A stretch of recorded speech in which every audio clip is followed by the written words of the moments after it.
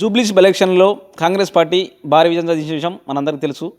ఈ విషయంపై మనతో మాట్లాడడానికి కాంగ్రెస్ పార్టీ రాష్ట్ర నాయకులు ఊర రామ్మూర్తి యాదవ్ గారు ఉన్నారు. సార్ నమస్తే, చెప్పండి, ఈ రేవంత్ రెడ్డి గారు ఇంత గట్టి దాన్ని ఏ విధంగా గెలిపించారు సార్? అందరికీ నమస్కారం.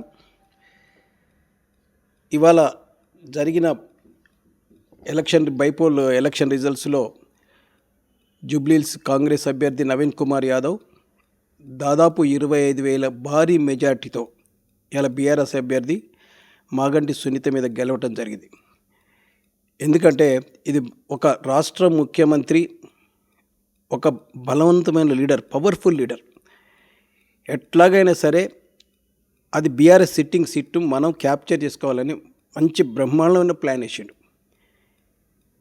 ఈ ప్లాన్లో ముఖ్యంగా ఫస్ట్ ప్లానే selection of the candidate. Naveen Kumar Yadav సెలక్షనే ఫస్ట్ పాయింట్. నవీన్ కుమార్ యాదవ్ అనే వ్యక్తి ఆయన 29వ ఏటనే ఎంఐఎం పార్టీ నుంచి పోటీ చేసి ఇదే మాగంటి గోపీనాథ్ మీద 9,000 ఓట్లతో ఓడిపోయిండు. అంటే ఆయనకు 50,000 వస్తే ఈయనకు 41,000 వచ్చి 9,000 ఓట్లతోటి మాత్రమే ఓడిపోయిండు 2014లో. అప్పటి నుంచి మళ్ళీ 2018లో ఎంఐ ఇండిపెండెంట్గా పోటీ చేసి 18,000 ఓట్లు తెచ్చుకోండు. 23లో టికెట్ ట్రై చేసిండు, రాలేదు. ఇప్పుడు బై ఎలక్షన్లు వచ్చింది. మనం ఒకటి చూడవలసింది ఏంటంటే, ఇప్పుడు కేటీఆర్ బీఆర్ఎస్ పార్టీ వాళ్ళు రౌడీ షీటరు, ఇష్టం వచ్చిన మాట్లాడి ఒక రౌడీ అని మాట్లాడుతున్నాడు. ఒక్కటి ఉండాలి, వాడు 29 ఏట్లనే అతను ఎంఐఎం పార్టీ పోటీ చేసినప్పుడే ఒక యంగ్ లీడర్. ఎవడైనా సరే నేను ఒక ఎమ్మెల్యేని కావాలనుకునే తపన ఉంటుంది. 29వ ఏట ఓడిపోయిన తర్వాత ఎంఐఎం నుంచి ఇప్పటి వరకు దాదాపు 15 ఏళ్ళ నుంచి ప్రజల మధ్య నుండి ఇవాళ అవసరాలు పేద ప్రజలకు బస్తీలకు ఏం కావాలనో ఇవాళ ఉప్పు అంటే ఉప్పిచ్చిండు, పప్పు అంటే ఉప్పించిండు, పెళ్ళి కానుకలు ఇచ్చిండు, సీమంతాలు చేసిండు. ఇవాళ ప్రజలకు చాలా సర్వీస్ చేసిండు. సర్వీస్ చేయబట్టే నవీన్ కుమార్ యాదవ్ అనేటాయన ఆ కాన్స్టిట్యున్సీలో ఈ పిల్లవాడు ఎవరో బాగున్నారు. ఇది ఇంకోటి సామాజిక వర్గం కూడా యాదవ్ బలమైన కమ్యూనిటీ హైదరాబాద్లో ఇతనైతేనే గెలుస్తాడు. ఇంకోటి రాహుల్ గాంధీ ఇచ్చిన పిలుపు మేరకు ఒక బీసీలకి ఇవ్వాలి ఈ సీటు అనేది రేవంత్ రెడ్డి తీసుకోవటం, ఆ సెలక్షనే ఇవాళ బలమైన క్యాండిడేట్. అదొక భాగం రేవంత్ రెడ్డి. రెండో భాగం ఇవాళ అజరుద్దీన్. పోయినసారి 2023లో పోటీ చేసి దాదాపు 16,000 ఓట్లతో ఓడిపోయాడు మాగంటి గోపీనాథ్ మీదనే. అతనికి ఇవ్వాలి టికెట్ అడిగాను. అతనికి ఇవ్వకుండా అతనికి ఎమ్మెల్సీ ఇచ్చి ముస్లిం ఓట్స్ దాదాపు ఆ కాన్స్టిట్యున్సీలో 120,000 ఓట్లు ఉన్నాయి. అవి ఆకట్టుకునేటందుకు ఈయనకు ఒక ఎమ్మెల్సీ పదవి ఇచ్చి మంత్రిని తీసుకొచ్చాడు. ఇది ఒక పెద్ద పరిణామం. ఇంకా అక్కడ క్రిస్టియన్స్ ఉన్నారు, కమ్మాస్ ఉన్నారు, ఆంధ్ర సెటిలర్స్ ఉన్నారు. రేవంత్ రెడ్డి గారు ఇవాళ ఆంధ్ర సెటిలర్స్ ఎక్కడ, కమ్మాస్ ఎక్కడ వాళ్ళతో మాట్లాడాను. నేను వెంగళరావు నగర్ అనుకుంటా ఎన్టీఆర్ విగ్రహాన్ని పెట్టిస్తాడు వాళ్ళని ఆకట్టుకునేటందుకు. ఇలా క్రిస్టియన్స్ దగ్గర పోయిండు, కమ్మాస్తో మాట్లాడిండు. రకరకాల ఎన్ని రకాల ఉన్నాయో అందరి మందితో డైరెక్ట్గా మాట్లాడి ఆయన కూడా ఎలక్షన్లో క్యాంపెయిన్ చేసి రాకముందుకే ఒక 200 కోట్లు ఇచ్చేసి అభివృద్ధి మొదలుపెట్టి నన్ను నమ్మండి ఈ కాన్స్టిట్యున్సీ నేను జూబ్లీస్ కాన్స్టిట్యున్సీ అభివృద్ధి చేస్తా అంటే ప్రజలు నమ్మిండ్రు. నమ్మటానికి కారణం ఆయన ఇచ్చిన వెల్ఫేర్ స్కీమ్స్. ఇలా మహిళలకు ఉచిత బస్సు అయితేంది, ఇలా సన్న బియ్యం అయితేంది, 200 యూనిట్స్ ఇలా కరెంటు ఇవాళ మొత్తం 200 యూనిట్స్ వరకు ఫ్రీ అయితేంది. ఈవెన్ మంగళ షాపులకు వాళ్ళ షాపులకు కూడా 250 యూనిట్లకు చేసిండు. అది 200 వాళ్ళకు ఫ్రీగా చేసిండు. ఇలా యూత్కు లోన్స్ ఇచ్చేసిండు.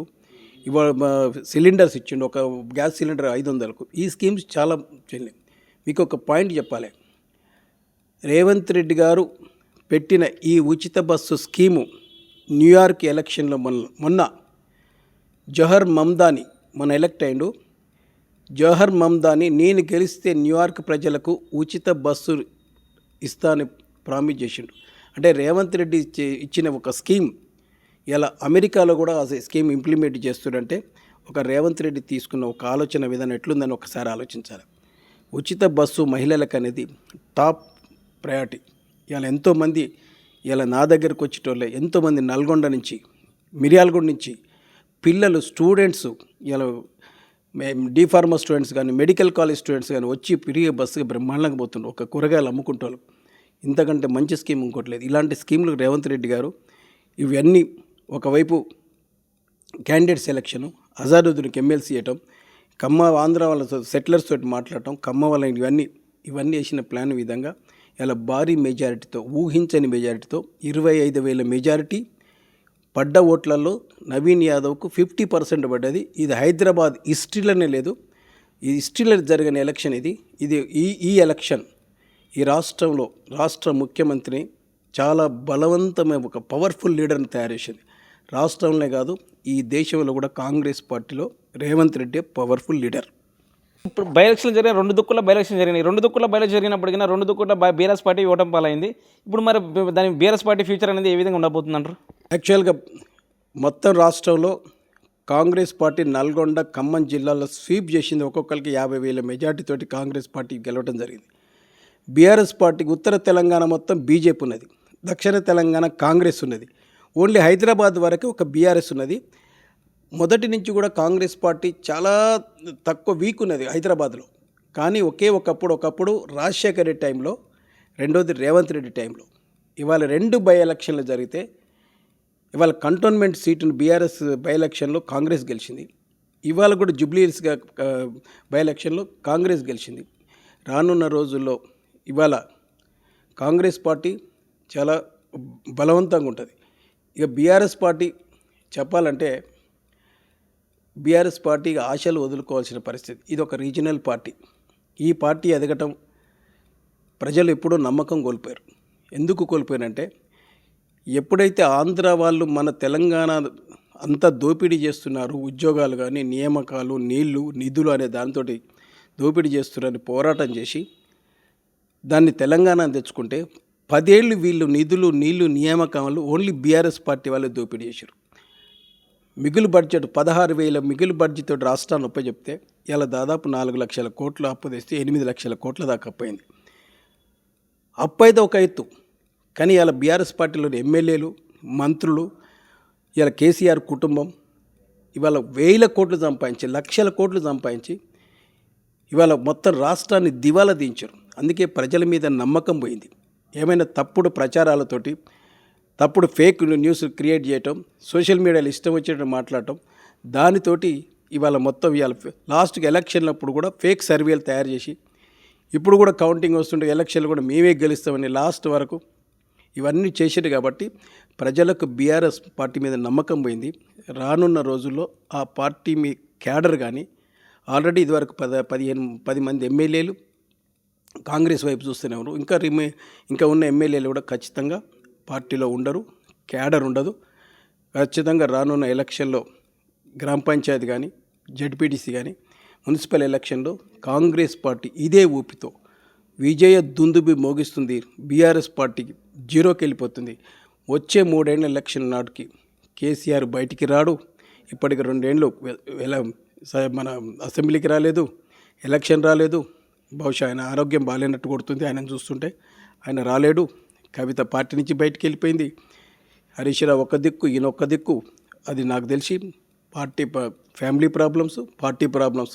ఖచ్చితంగా పార్టీని ఆలోచిస్తే వీళ్ళ మీద ఉన్న కేటీఆర్ మీద ఈడీ కేసు, కేసీఆర్ మీద కాళేశ్వర్ ఈడీ కేసు, ఈ కేసుల నుంచి బయటపడాలంటే అయితే బీజేపీనన్నా దోస్తాన చేయాలి, లేకపోతే వీళ్ళు జైలుకన్నా పోవాలి.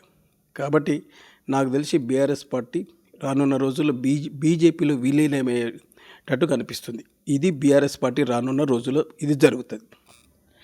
మన స్థానిక నేత అయిన Patel Ramesh tourism corporation chairman గారు మన జూబ్లీస్ బై ఎలక్షన్లో అక్కడ ఇన్ఛార్జ్ ఇచ్చిన ప్రతి చోట మంచి మెజారిటీ వచ్చిందని తెలిసింది.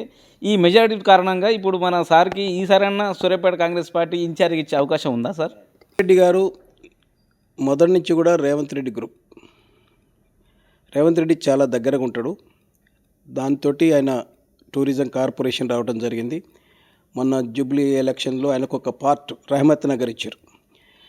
నిజంగా రహమత్ నగర్లో అన్ని బూతులలో మంచి మెజార్టీ రావడం జరిగింది. అన్ని బూతుల డోర్ టు డోర్ దాదాపు 1 మంత్ రమేష్ రెడ్డి కష్టపడ్డాడు.